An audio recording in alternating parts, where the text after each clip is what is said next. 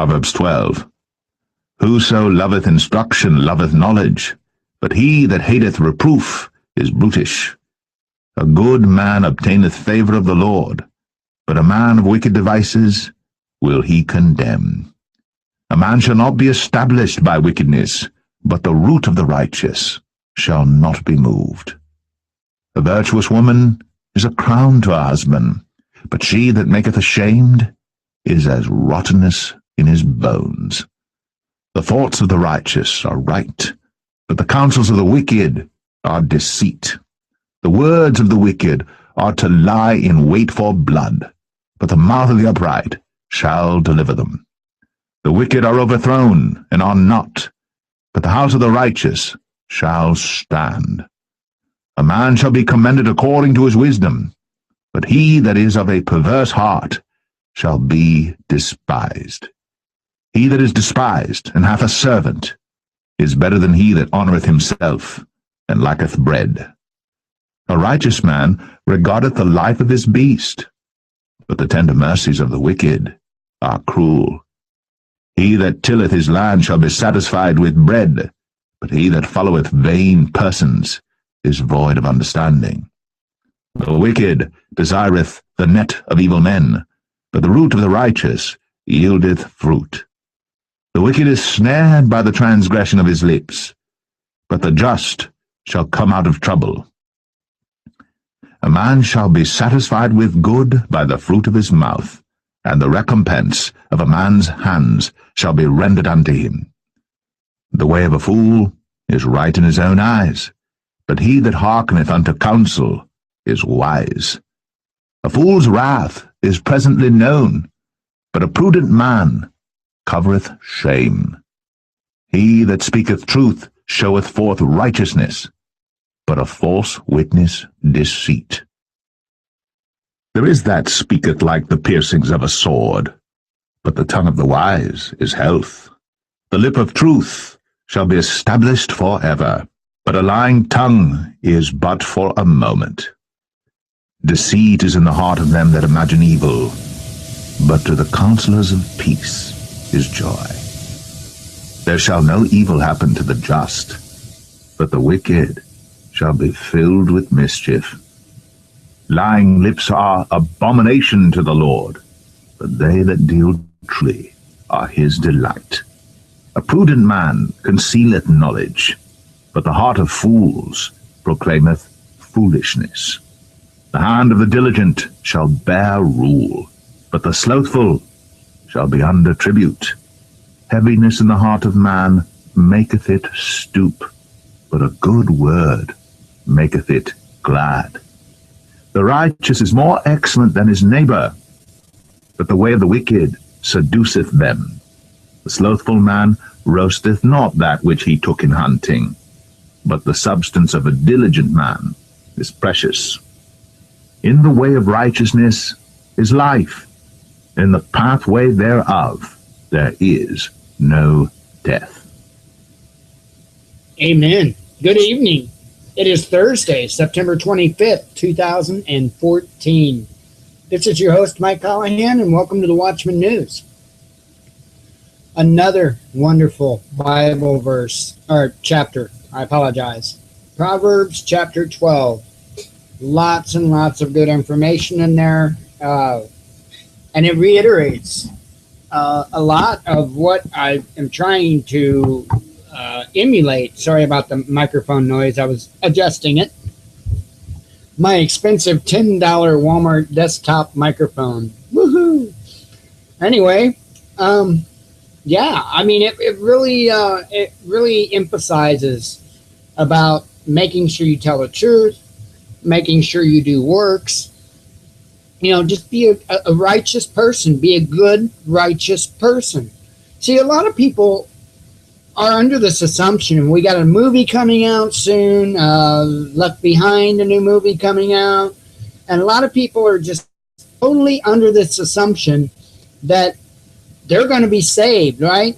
It reminds me of this. You know how, like, you're driving down the interstate or whatever, the highway, whatever, and there's road construction, say a couple miles ahead, and you've got cars on the right-hand side. They're creeping along up to the road construction because it's a traffic jam. And you always got those people on the left-hand side, right, that want to drive right up to the actual spot you merge, and then expect somebody to let them in that, in. You know how that makes you feel? If you're the guy that's on the right-hand side and you see that and they're trying to get in front of you, you know that feeling? Huh. I bet God knows that feeling. I bet God knows that feeling. Every time somebody thinks that they can just live life as they choose and do unto others as they choose with no remorse, with no consequence, with nothing. And then just be able to say at the very last minute, forgive me. I don't think that's going to work out so well. And for those that do believe that we're going to get scooped up out of here and everything's going to be wonderful and beautiful because we said a few amens and we went to church every Sunday, good luck. Now, I don't mean to sound hasteful with that or anything like that, but the Bible says over and over and over that we shall inherit the earth. And it does mention heaven. But the Bible, let me point out, also mentions 3 heavens. And from what I can gather, from what I read, this would be the first heaven. So, with that in mind, it makes a little bit more sense when you look at all of the Bible, not just picking one verse out here, another verse out here, and all that. There's really not a whole lot of verses that really support the whole rapture idea to begin with. There's not. There's just not. In fact, the majority of the Bible says otherwise. So, that's why I really enjoy the Proverbs, because it really kind of makes us reflect on ourselves. It makes us take a look at ourselves, examine ourselves like we're supposed to do. We're not supposed to examine other people. We're supposed to examine ourselves, because that's all that matters. That's all that matters. Yeah, there's plenty of people that have a bad outlook on myself, and I'm fine with that. I have no problem with that.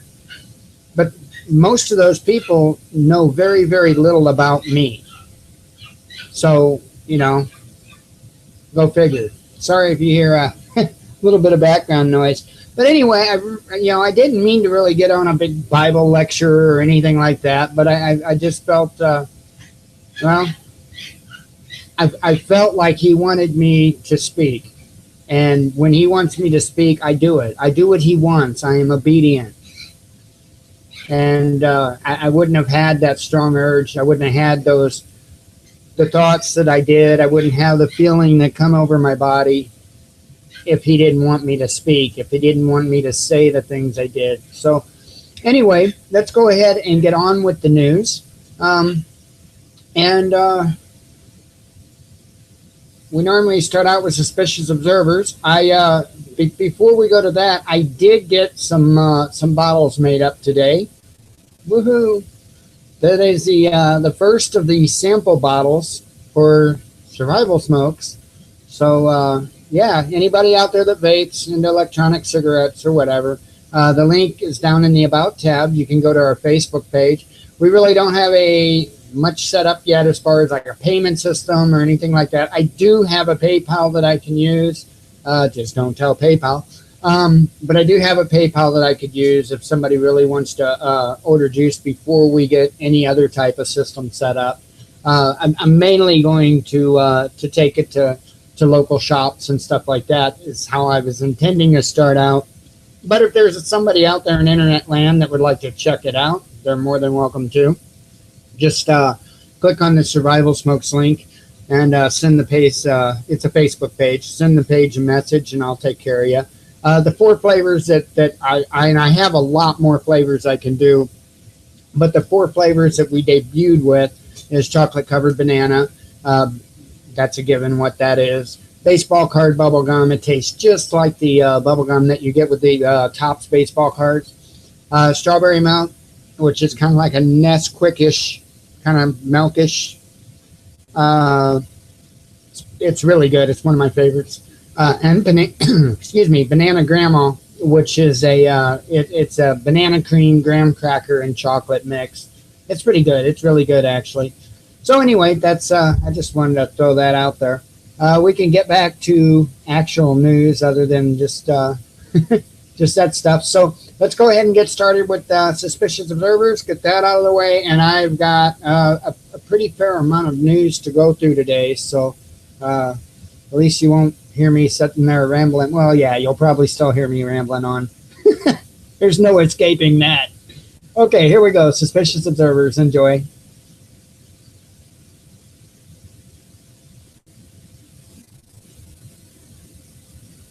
Good morning, folks. You'll remember our previous earthquake watch, which peaked with a 7-pointer in Guam, later downgraded to 6.7. Then seismicity went quiet, and we'll pick up with the next watch that began a few days ago. In last night's video, we noticed a destabilization to the opening that could hold off the earthquake ramp an extra 24 hours or so. Coronal hole that stole focus from the northern leader will be earth-facing today. Be relevant for a few. We saw that the northern coronal hole destabilized. What about the current hole cresting earth-facing position now? ISWA shows moderate to strong force, with the strongest appearing to align with our September 24th position tomorrow. In the evening news at suspiciousobservers.org, the earthquake index had been rising and rising, finally peaking as the 23rd became the 24th. Midday on the 24th, we got our first 6-pointer since the Guam quake, striking Argentina. But I'd like to credit Hook Echo with noticing a simultaneous ionosphere energy nearly directly above the earthquake area. We also took a 6-pointer in the Solomon Islands this morning, and we've got a slight uptick beginning in Pakistan. We've had only some moderate C flares since the M2 blast 2 nights ago. Cactus appears to show much of that CME missing Earth behind our orbit, and Noah's Enlil spiral confirms that apparent trajectory. A miss. Solar wind is taking its sweet time calming down all the way, and magnetic instability does continue at Earth. The aim here is to look north of the current sunspots. Look at how fast this grouping develops. Right now, there's a beastly sunspot group on the north that did not exist yesterday. The rapidly developing, bright umbral fields from those spots look incredible in 171 angstroms. The grouping already has at least beta complexity and is morphing quickly. The south is building magnetic mixing a bit east of the previous flaring zone. From the advanced reading section, we begin with a paper explaining why natural climate variability is responsible for the hot west coast of the U.S., rather than anthropogenic climate change. Interesting, especially because the rest of the country's seen cooling the last few years. Someone calls Stephen Crothers. Looks like we've got another source explaining why black holes do not exist. We've also linked a paper on how space weather has negatively affected communications on the battlefield. And finally, groundwater chemistry changes before earthquakes. It's one of the earthquake pre-signals noted in our diligence for the paper we're writing on the statistical correlation proving the sun triggers large earthquakes. And while that paper is underway, you can read our press release on the study performed. Anyone capable of using our code can begin the peer review process early, as we've pre-published it in the manuscript appendices. Let's see how well you've been watching the news. Try to make your own forecast using the following visuals, followed by some shots of our star to close at 6:15 a.m. Eastern Time, 4:15 a.m. Mountain Time. Eyes open.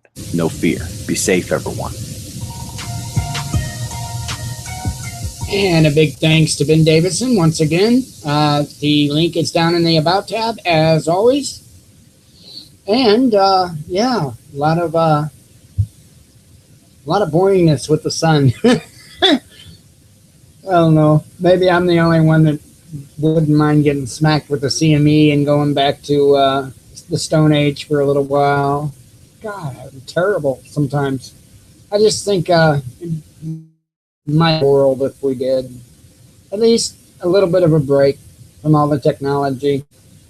So anyway, and I've got some reports about technology and all that, but we're going to get into the news because, like I said, I got quite a bit, and I know I like to ramble on.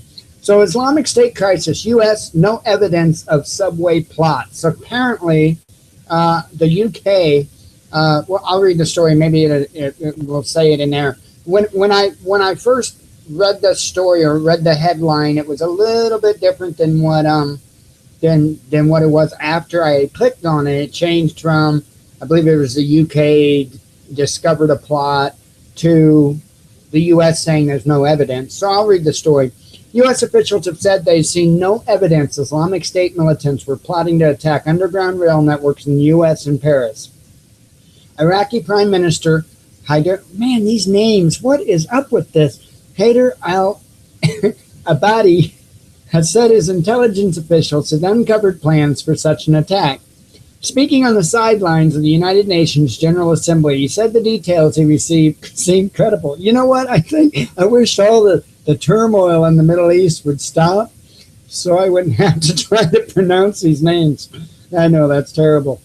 But senior U.S. sources have said they had no knowledge of a plot on any subway systems. Mr. Abadi said that he had passed the information to President Barack Obama. He added that he was not sure if the attack was imminent, but said the information was gleaned from arrest of IS militants in Iraq.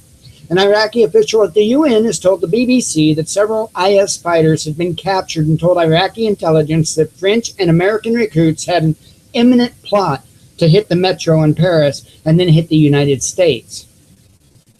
The official did not say where in the U.S. U.S. National Security spokeswoman Caitlin Hayden said, "We have not confirmed such a plot and would have to review any information from our Iraqi partners before making further determinations.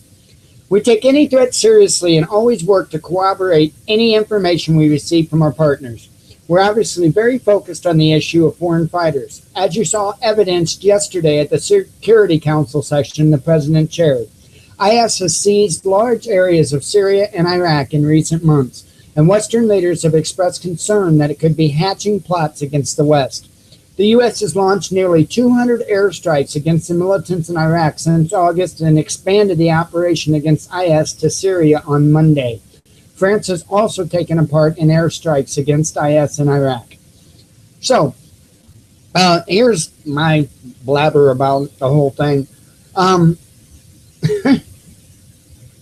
I don't trust any of it because, okay, we all know that I don't buy the story about 9/11. So I believe the U.S. government was the key player, or if not the U.S. government, those that are in charge of the U.S. government and the other governments of the world were actually the key players in 9/11. There has been evidence since 9/11 that has come forward stating and showing that we knew that 9/11 was going to happen ahead of time. Now, I don't know the validity of that quote-unquote information or the, you know, but from what I understand, it's pretty compelling evidence, which kind of confuses me because if that evidence is true, that we knew about the attack ahead of time, then I don't know. I don't know what to, I don't understand how we could have heard about it from Egypt ahead of time, because that's who supposedly had told us, and our government ignored the information. I don't understand how that could be the case, and as well it be those in control of our government that pulled it off. So who knows? Who knows? I really don't know, but I would say I would be vigilant if I was somebody that lived in a big metropolitan city like New York or Chicago or San Francisco or LA or, well, anywhere where there's subways and stuff. I would be vigilant. And by vigilant, no, you're not going to find, you're not going to see somebody that's going to do something like this, most likely. By vigilant, I apologize. I mean, I would pick a different way to travel. Because, you know, you can't karate chop a bomb. It doesn't work too well. But anyway, so I wanted to bring that story to you. I thought that was of importance. Here, this also came out this morning, I do believe. Eric Holder to step down as Attorney General. I'll even drop my e-cig over that. Hang on, got to pick it up. Hopefully I didn't break it. But I'll even, you know. But at the same time, they're going to run like rats. I've heard that quote before. I really don't know where the quote is originally from. Making sure it still works. But I've heard that quote before. And I do believe that's what's going on. I believe that's why Janet Napolitano stepped down. I believe that's why Eric Holder's stepping down. And I think you're going to continue. And there's been others along the way. And I think you're going to continue, you know, like press secretaries. We can't seem to keep one of those.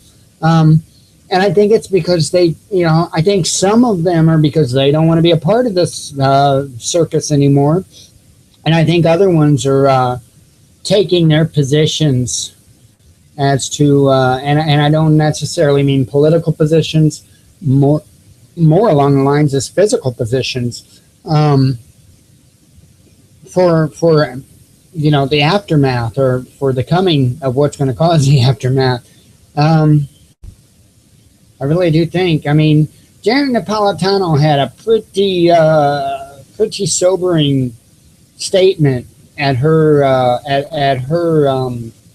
retirement speech, and I think it said a lot in it. But anyway, Eric Holder Jr., the nation's first black U.S. Attorney General, will resign his post after a tumultuous tenure marked by civil rights advances, national security threats, reforms to the criminal justice system, and 5.5 years of fights with Republicans in Congress. Them terrible Republicans.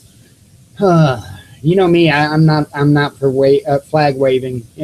Just, you know, unless it's the American flag, but that's the only flag. You know, wave a flag for God, the highest, and then the American flag. But you know, if you're holding a Democratic flag or a Republican flag, It's probably best to put it down.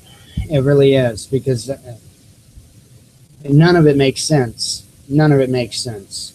It's like they each have life halfway right and halfway wrong. And as long as you choose one or the other, you're going to agree to half the wrong as well as half the right. And to me, there's no sense there. And lately, as of anymore, it's all the same anyway. It really is. It really is. All the important things, the same. It wouldn't have mattered if we would have gotten Romney in, or nothing would have been any different. Wouldn't have been any different if McCain would have got in. It just wouldn't. That's a fact. They're owned by the same people. Anyway, President Obama said on Thursday that Holder, 63, intends to leave the Justice Department as soon as his successor is confirmed. In other words, I want to get out of here quick. A process that could run to the 2014 and even into next year. A former U.S. government official says Holder has been increasingly adamant about his desire to leave soon. Holder and President Obama discussed his departure several times and finalized things in a long meeting over Labor Day weekend at the White House. Holder already is one of the longest-serving members of the Obama cabinet and currently ranks as the fourth longest-tenured AG in history. Hundreds of employees waited in lines stacked 3 rows deep in early February 2009 to witness his return to the Justice Department, where he previously worked as a young corruption prosecutor and as Deputy Attorney General, the second in command, during the Clinton administration. See what I'm saying? I mean, yeah. But some of that early glow faded in part due to the politicized nature of the job, and in part because of Holder's own rhetoric, such as 2009 Black History Month speech, where he said the country was a nation of cowards when it comes to discussions about racial tension. Well, no, it is a nation of cowards, but not about racial tension, about everything that matters. Everything. And I'm not calling absolutely everybody in this country a coward. Don't misunderstand me. But if you're more worried about football games and TV shows, yeah, you fit under that category, because you're not paying attention to what is going on. And I have to believe that there's a reason why you're deflecting and rejecting truth and responsibility, because in the end, that's what it's coming down to, is responsibility. It is we, the people, we, us. We are the ones that make this country tick, whether it be economically, whether it be productively, no matter which way. We are the ones. These 600 or so people that's in government positions don't mean squat. They don't do nothing except for guide us, whether it be off a cliff or up on a mountain. And we are just sitting back and letting them guide us off that cliff. We, the people, we are what makes this country tick, not 600 guys in suits and ties. So this country falls, and it pretty much already has. We have nobody else to blame but ourselves. And I'm not saying that every single person out there that lives in this country should blame themselves, because there are plenty of us out there that are speaking up and speaking out and trying. You know, now if there's somebody listening that you know, that sees, that has eyes to see and ears to hear, and you're not speaking out, please start speaking out. Start making it known. It's not going to make you a popular person, but it's not about that. That's not what's important. Would you rather be a popular slave or an unpopular revolutionary? You know, you have to make that choice. You have to make that choice. It's an individual choice for everybody. And I would tell you to look at the Bible and do what God tells you to do. And that's not to be a popular slave. So, anyway, 5 years later, violence erupted between police and protesters in Ferguson, Missouri, after a white policeman killed an unarmed black 18-year-old. And this time, the White House dispatched Holder to speak his piece. In effect, jumpstart conversation and helping to settle nerves in the frayed community. Oh, it sounds like it. Obviously, they didn't listen to the news last night. Oh, my goodness. My goodness. You know, it's racist people on both sides that's making the Ferguson thing a racial situation. It really is. Because I really don't think, you know, and I think they need to go after this cop. I think it's pretty evident. I think it's pretty clear that, you know, and I'm not saying that I'm not necessarily standing up for Michael Brown, but I surely can't stand up for somebody, you know. I mean, I heard the audio. I heard the two different distinct sets of gunshots. So, you know, I am aware that some of the bullets went through the top of the head. It doesn't take a rocket scientist to figure out that the man was already down when those headshots were taken. And that's all I need to know. That's all I need to know. And there's just, it's just a continuing trend of this police brutality, and we've got more stories about it tonight. I can't get away from it. It's all over the place. And it's not just since the Michael Brown thing. It's been going on since before that. But since the Michael Brown thing, it has been exploding, including in mainstream media, which brings up a lot of questions to my mind. And I know we got off the whole Eric Holder, but who cares? Good guy. But anyway, I know we,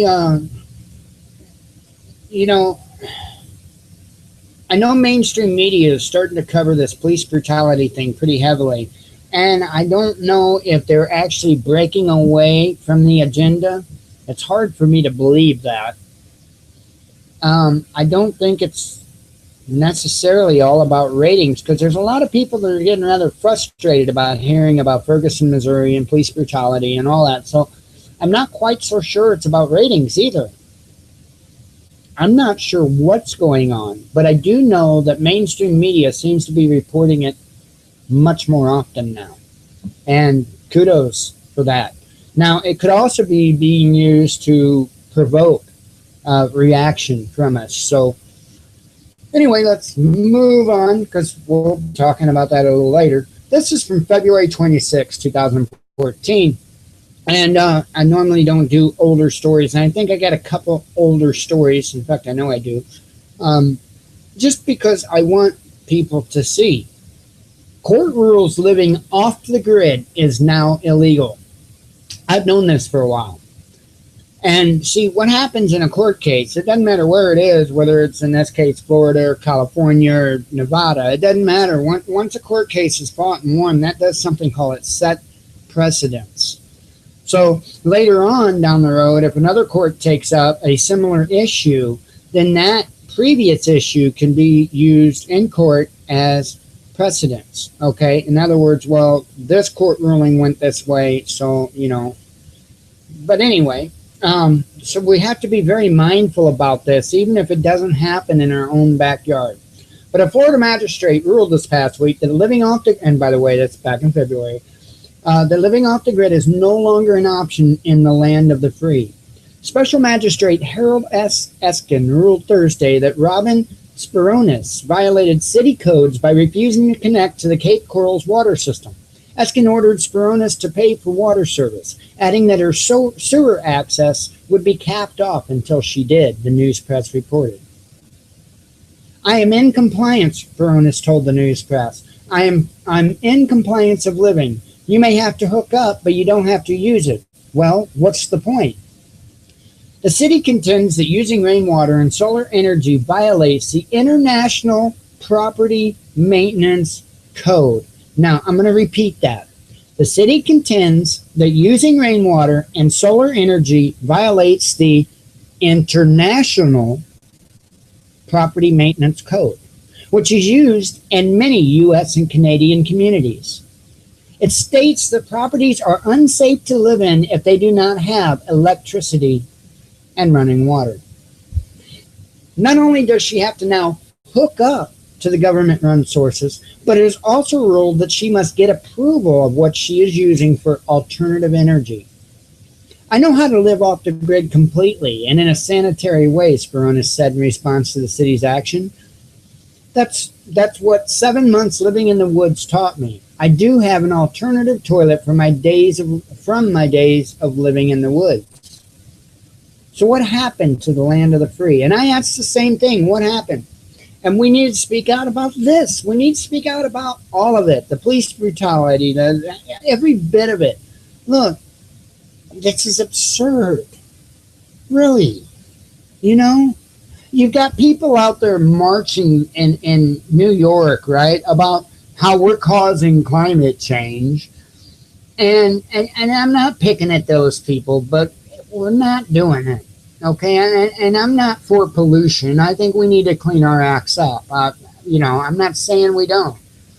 But let's stop the bogus, please tax me and make laws against me and control my life more begging that's going on. And that's what's going on with this big climate control movement thing. But so you've got that, right? But where are these people on stuff like this, right? They're marching down frickin' Wall Street, and I said frickin' Wall Street, or whatever street down there in New York City, right? But I don't hear them talking about this stuff. Where are they? You know, it doesn't make any sense. Somebody wants to provide, you know, their own electricity and whatnot. And this person's just on their own, right? Makes no sense. Makes no sense. Boy, I hate to deflate the argument of the climate people, but hey, if you're gonna argue about what energy and all that is doing to the world and all that, then help the people that's trying to get away from that big grid. There's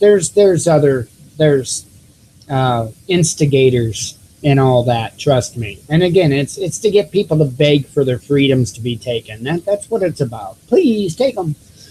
All right, and the next story is actually no story, but I did break down and listen to Alex Jones today, and it might have been yesterday's show that I listened to today. I listened to both, so hey. So anyway, this was from back in September 26th of 2013 by Paul Joseph Watson. And I just wanted to bring this up. With all the spy stuff going on with the cell phone towers and, you know, the backdoors in the Android and iPhone operating systems and in Windows and Mac and Linux and everywhere, we can't get away from them, right? This story, and he knew about this for years. I remember when Alex Jones first reported on this. I don't listen to Alex a whole lot anymore because his show is like one big commercial, and he does fearmonger quite bad. But and I'm not putting the guy down or anything like that. He does a good job. He does a fine job. I just can't handle. My anxiety can't handle all the screaming and I know what's, I can't say I know for sure what's coming, but I have a pretty good idea. I have my eyes set on a group of things, one or more are going to be coming our way. And I just don't need to hear somebody screaming, about the facts. Somebody could just say it, Anyway, Intel Core B Pro processors contain a secret 3G chip that allows remote disabling and backdoor access to any computer, even when it's turned off. That's no joke. It's a fact. And it's not just Intel. It's AMD as well. And I'm an AMD fan. It's AMD. It's everywhere. Although the technology has actually been around for a while, like 11 years, the attendant privacy concerns are only just being aired. The secret 3G chip that Intel added to its processors in 2011 caused little consternation I'll have to look that one up myself. Until the NSA spying issue exploded earlier this year as a result of Edward Snowden's revelations. In a promotional video for the technology, Intel brags that the chips actually offered enhanced security because they don't require computers to be powered on and allow problems to be fixed remotely. The promo also highlights the ability for an administrator to shut down PCs remotely, even if the PC is not, listen to this, even if the PC is not connected to the network, as well as the ability to bypass hard drive encryption. Encryption's a joke these days, folks. Intel actually embedded the 3G radio chip in order to enable its anti-theft 3.0 technology. Yeah, right. So, yeah, okay. Somebody breaks into your house when you're not home, like your computer's going to go, and I do know there's PC alarms and stuff, but yeah. And since that technology is found on every Core i3, i5, and i7 CPU after Sandy Bridge, that means a lot of CPUs, not just new vPro, might have a secret 3G connection nobody knew about until now. Jeff Merrick, Director of Business Client Engineering for Intel, acknowledged that the company's Sandy Bridge microprocessor, which released in 2011, had the ability to remotely kill and restore a lost or stolen PC via 3G. Core vPro processors contain a second physical processor embedded within the main processor, which has its own operating system embedded on the chip itself, writes Jim Stone.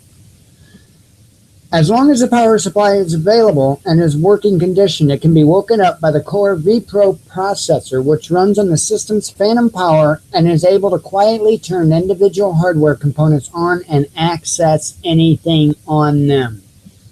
Although the technology is being promoted as a convenient way for IT experts to troubleshoot PC issues remotely, it also allows hackers or NSA snoops to view the entire contents of somebody's hard drive, even when the power is off and the computer is not connected to a Wi-Fi network. I mean, I don't need to read the whole thing. That should be shocking. And this story came out a year ago. And the technology has been around for long before that. So he had brought that up, and I thought, well, that would be a good thing to emphasize on the show because with all the other stuff that's coming to light and all that, people are starting to wake up now to this whole spy state thing. And, you know, there's a lot of things that were missed because it was before, you know, the mass amounts of people waking up to what's going on.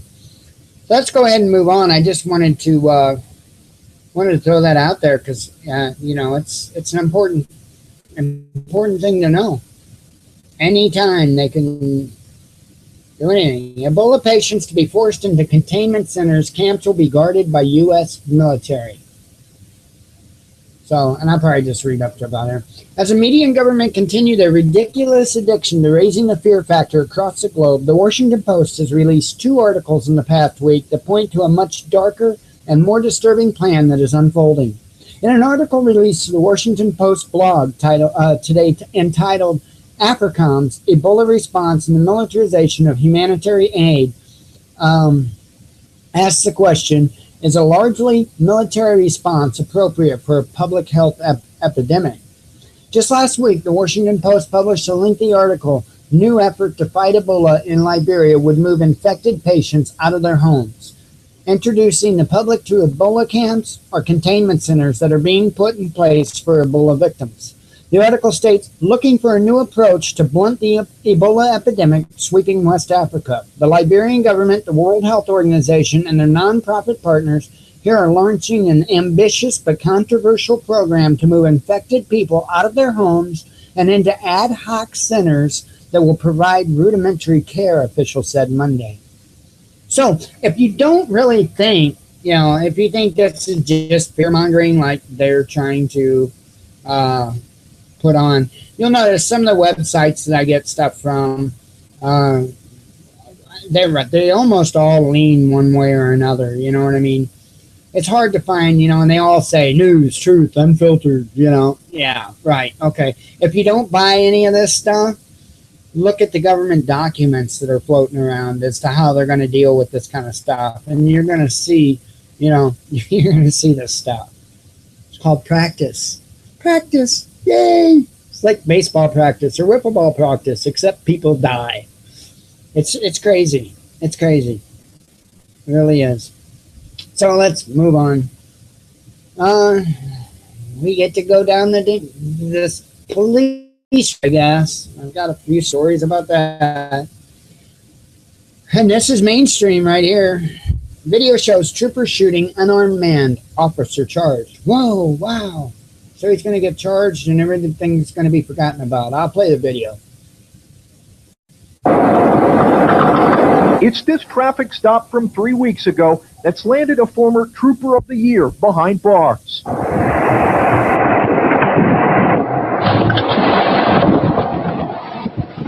The graphic video shows just what happened. Prosecutors say the trooper stopped a man at the Circle K on Broad River Road for a seatbelt violation. It's what happened next that now has the trooper charged with a felony. Have your license, please. Get out of the car! Get out of the car! Get on the ground! Get on the ground! Just hours ago, that same video was shown in bond court as a judge granted a $75,000 cash bond to the former trooper. The South Carolina Highway Patrol fired Trooper Sean Grubert last Friday and said, for reasons only Grubert can articulate, he fired on the unarmed victim, 35-year-old LeVar Jones, who was struck in the hip. Are you hit? I think so. I can't feel my leg. I don't know what happened. I just feel my leg. Brakes on 866. I need a 1052. Why did you shoot me? Well, you dove head first back into your car. I just asked for prayers for Mr. Jones' family. I asked for prayers for his family because I noticed causes a change in life. But Reverend Kenneth Spry, who was at the scene, says he's elated by what he calls justice. Former Trooper Grubert is charged with assault and battery of a high and aggravated nature, which could carry 20 years in prison. They didn't waste a lot of time because of the public stewing and brewing over the situation. A defense attorney for the former trooper said there's more than one way to interpret the video and told the judge his client is not guilty and was justified in shooting Jones, who was reaching for his license. Get out of the car! Get out of the car! The attorney says Jones reached for it aggressively, and Trooper Grubert thought he was reaching for a gun. Your seatbelt violation, sir. Steve, I just pulled it off right there at the corner to pull in the gas station. Ah! Well, I got help come to you, okay? I got help come to you.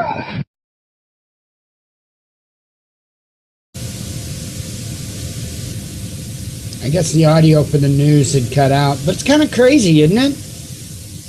I mean, but what I don't understand, boy, is this is confusing.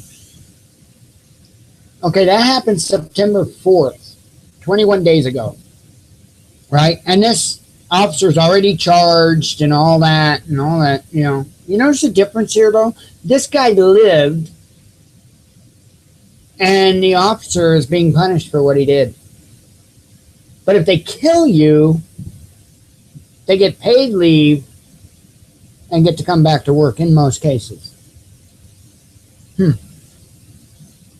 I'm sure it don't always go that way, but it's just not making sense.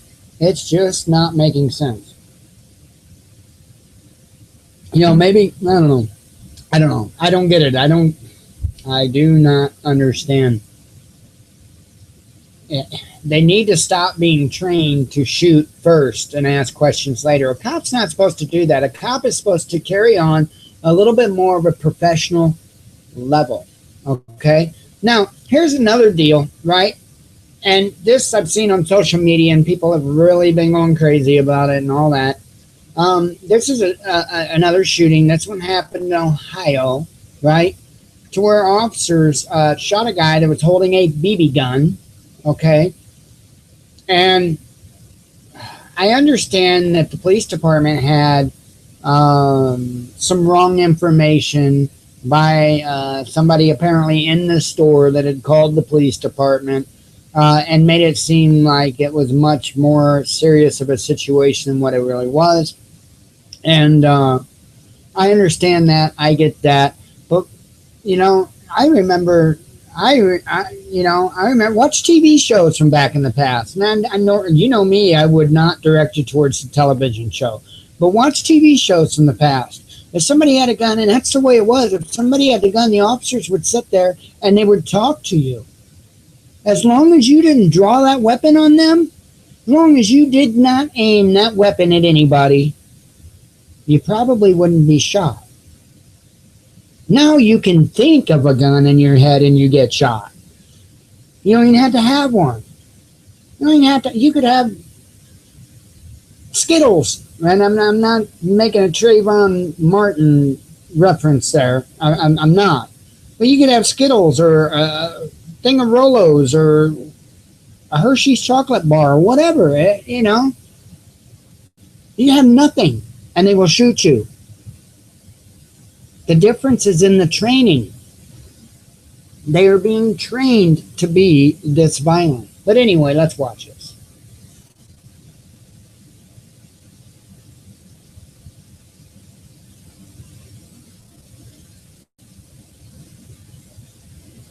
I'm assuming there's really, I mean, later on, I know in the video that's going to play, it's going to play the police scanner along with the video.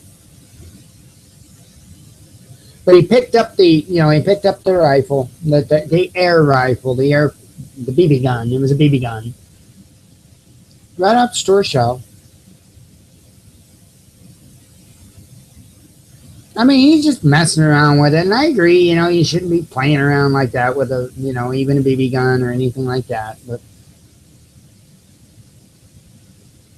you know, he's not, you know, it looks to me like he's shopping is what he's doing. He's looking at stuff, he's shopping, he's just kind of swinging it around, kind of, you know. And yeah, I do think that's idiotic. It's not reason to get shot over. So anyway, I do believe that the police are going to be entering the scene here in a few seconds. 2026.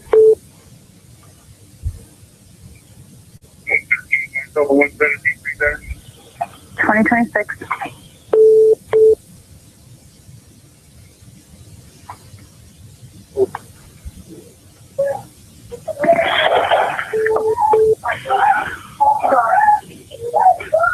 Sir, what's going on? Gunshots in the store. Hey, which corner of the store? Police officers are here. They're on the scene. All right. I just had any shots fired. Started an ambulance. I mean, nothing. Just, you know, nothing. And they claim that they asked him to put it down, which I did not hear on that whatsoever. I did not hear anything about him putting down any weapon or anything like that. Somebody says that they did say that, and he started to turn. You know, if somebody screams at you, you're going to look to see who's screaming at you. It's a natural reaction. It's a natural human reaction. And you don't, you know, I just, the training has to change. And they pretty much need to remove most of the police force that's in place right now. Because that training isn't just going to fall out of their heads. It's just not. It's a dangerous, dangerous precedent that's going on in how they're taught. So anyway, let's move on because we don't have much more time. Got 2 stories.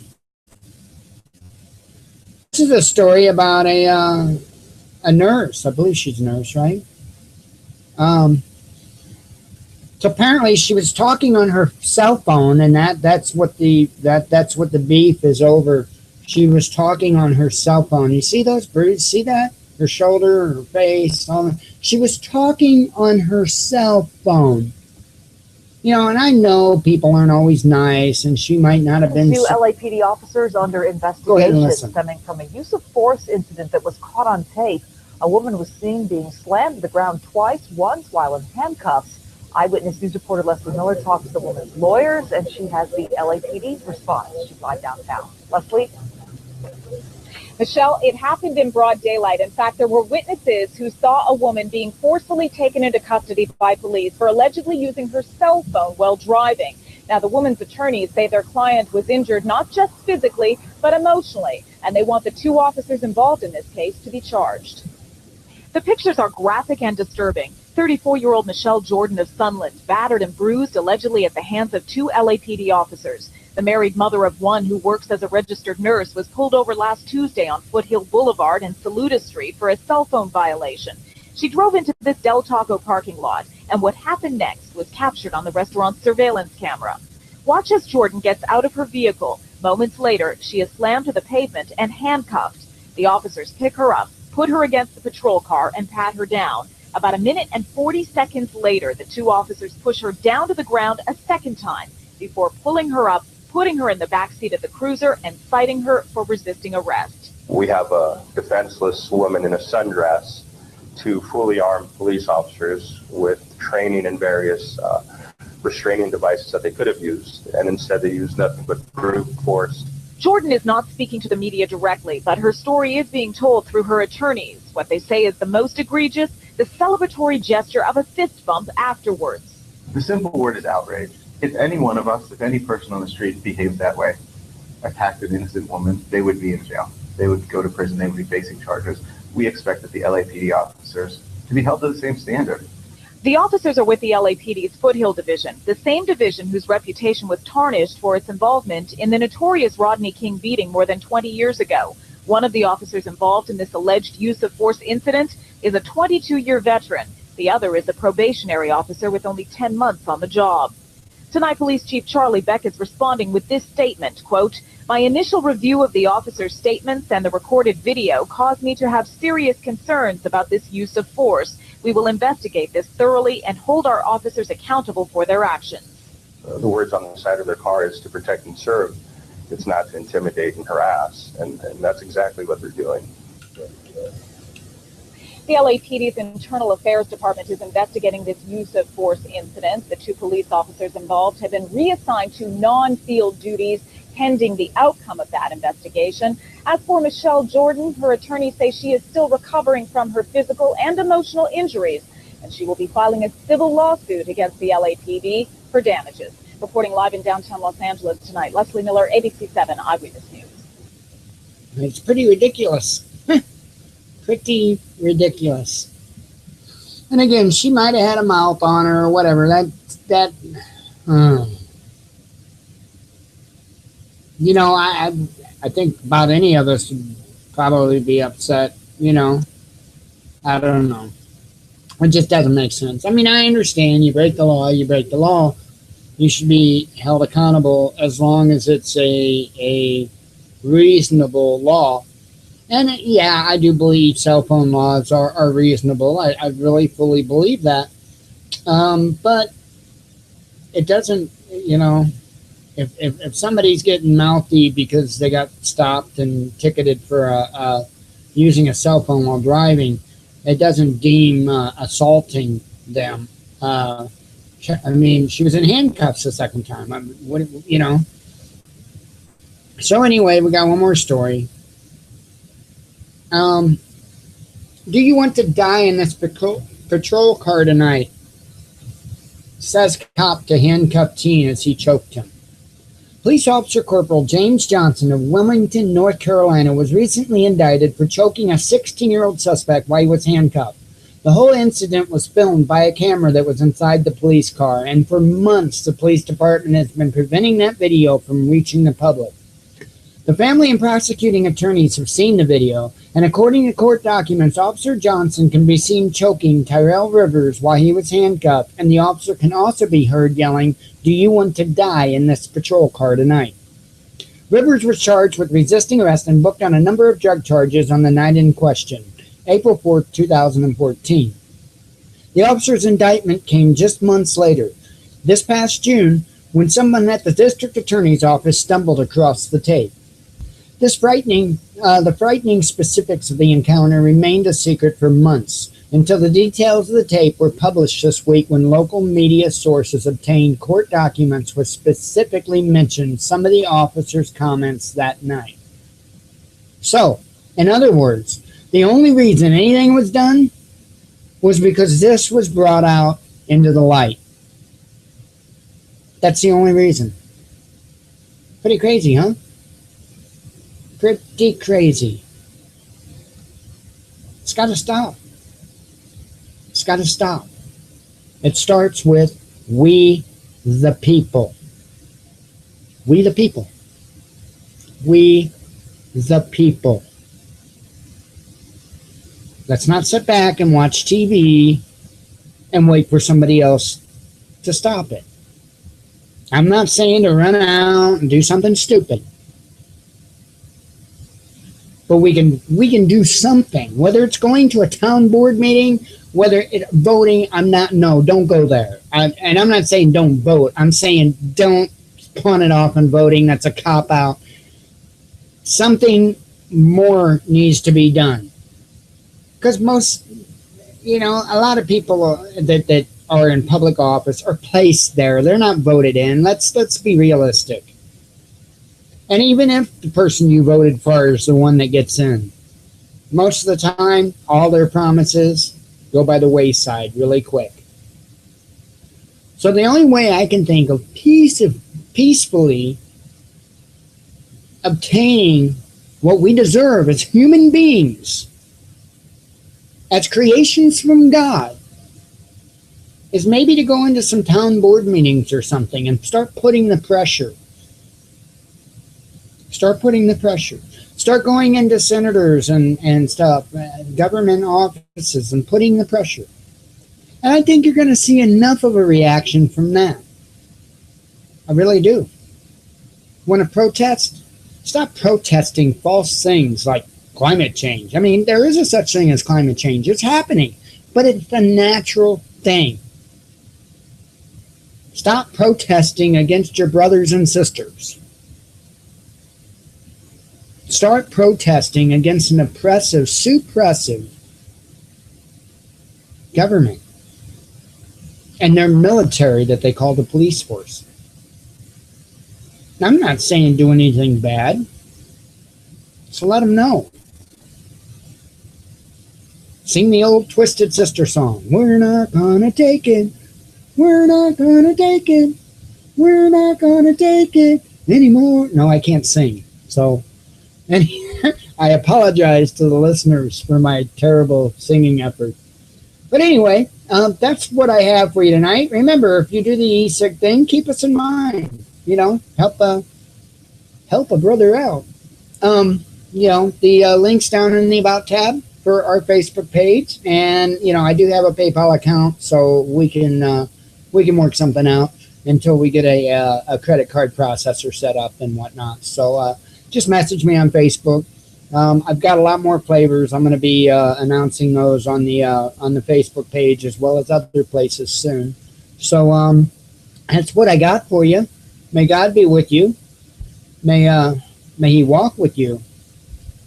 Be one with your spirit. That's so very important. And I do love you all. You have a good night, and I will see you tomorrow night.